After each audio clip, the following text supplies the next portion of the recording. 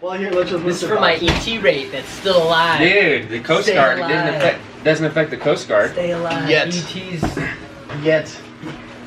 ET's We're all about to. life.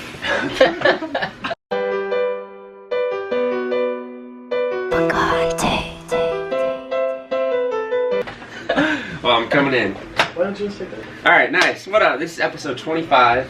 Military Life Before and After. This is like an actual series. 25th anniversary. Dude, we started this in that little office, man, 2 years ago. Yeah, man. We're gonna celebrate. It's blossomed. Yeah, we'll on Saturday The race. we're gonna celebrate. Winner takes all. Oh, there's been a lot of people up in smoke about the recent announcement about the Navy modernization. What is the? And so effective today, we will do away with rating titles and address each Oh, other by shit! But basically, they're taking away all the rating designations, and we're all petty officers or seamen or chiefs. No more. We're all numbers now. So all the rates like AM2, HM2. If you were in the Navy, you'd be an ET2. You would be no longer an ET2. You would call you 8402, 8404. Oh, really? Just for an example, you'd have a number. You know, so it takes away. Yeah. But we're gonna come at this with a little devil's advocate because he was talking about earlier how. Guy, come on. He was saying how, you know, he was looking at it from a different point of view, saying how actually the system was outdated. Well, you didn't. What words did you say? What were you? Just give him a brief. Well, you know, kind of summary. Well, no, my thing is just everybody's up in arms about the titles, the whole HM2, ET2, whatever the hell. Right. The thing is, chiefs, for example, they always were called chiefs. They didn't have specifically, nobody called them, hey, HMC or something like that. Right, yeah, The big thing is the Navy, just like the logistical and computer system, a lot of it is just outdated. The personnel system was the worst, period. Mm-hmm. By changing the numbers, ultimately, they actually, the idea behind it is, per the AFMAN that I actually have read over it, the idea behind it is, by modernizing the entire system, they're actually able to allow people within their field of specialty to say, well, if you were a field medical specialist or a field medical technician, the 8404, it's going to have a new number, but since you're medical, you will be able to pick up other secondary MOSs as well. So all it is really they just streamlining the entire process, in theory at least, opening it up for more people to get more qualifications. So it's less stringent than it was before, correct. In turn, they're saying this will help people when they transition to the civilian workforce. Correct. I mean, the ultimate goal is really to make because it's actually going to say, okay, they did these actual job titles. Yeah, correct. It's more transparent because civilians are going to understand more. Hey, he was a medical technician, dental, radiology, whatever. But now look, no more NWU type 1. We're all type 3s now, and we're all getting number designations. All the army. We're all the freaking army.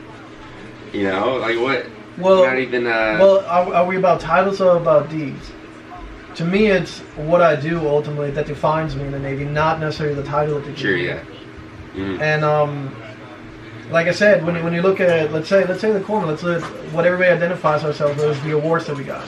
We have the most Medal of Honors, period. When you look at the citations, their names changed numerous times. Right, so it was like first petty officer, whatever. And then it was pharmacist made before that, in the very, very early since we were Loblolly Boys, which was a stupid ass name, but back in the day, again, like all of our titles in the beginning, they were taken from the Royal Navy. So all those terms changed over time. So that's why I'm saying, you know what? It's two parts of it that you have to consider. The whole change. Being upset just that they took away the letter number designation and just call you petty officer.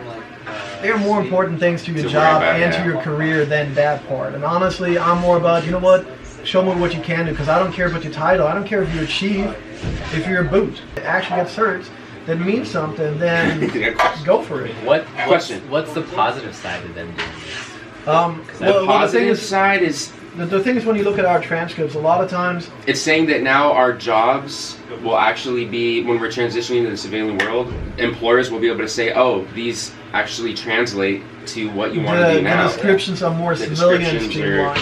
I think that's great, that's great. Yeah, it is great on one side. Nobody wants to be called medical technician or something like that because it doesn't encompass everything. But then it's going to take away people's pride in their work ethic and their kind of... If someone even goes career and they do 20, 30 years, like my dad spent 30 years in the Navy, guess what? You retire, you still get a job, a civilian job after that. So it's not like you're going to be unless you die Yeah, in the military. yeah, but I mean, for the short timers, let's say 6-10 years, if you come out and all of a sudden, instead of saying petty officer, second class, corpsman, whatever, it actually says medical technician. Yeah. These are the fields that he worked in. This is actually That's what he going got to help a qualified lot, in. yeah. And then that's what I mean. The personnel system was very outdated that the Navy had. Still has. The personnel system is horrible. Same thing when you put in leave and all the other things. I think actually looking at the NAV admin, if it gets implemented correctly the way it's supposed to, it'll open a lot more opportunities. It will make life for people that do not stay their eternity or their entire career in the Navy. It will make transitioning easier. They will be able to get more accredited in all the different states to stay in the medical field or whatever else they want to do. So I actually think there can be a lot of positives from it. It's just the transition time that's a little. You know, we wanted to play devil's advocate here and give you guys kind of the other side of the coin, and see where kind of big Navy's coming from. But like I said, we are still kind of disgruntled in the sense where it takes away a lot of the pride and tradition that we've had for 240 years. I mean, that's a lot. But then again, on the other side, the Navy just opened up where everybody can have tattoos now. Actually, what now we can all. I mean, you know, I guess they kind of made up for it. What was your job title?